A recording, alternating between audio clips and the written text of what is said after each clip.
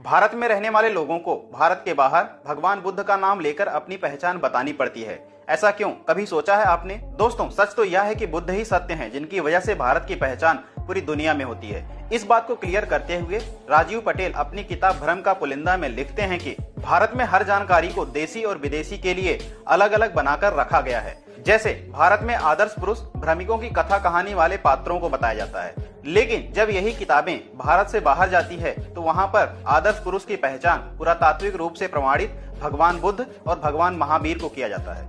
अब समझ आया आपको कि विदेशों में बुद्ध की मूर्ति को क्यों दिया जाता है? क्योंकि भारत के अलावा इन काल्पनिक गढ़े गए पात्रों को दुनिया में कोई जानता तक नहीं।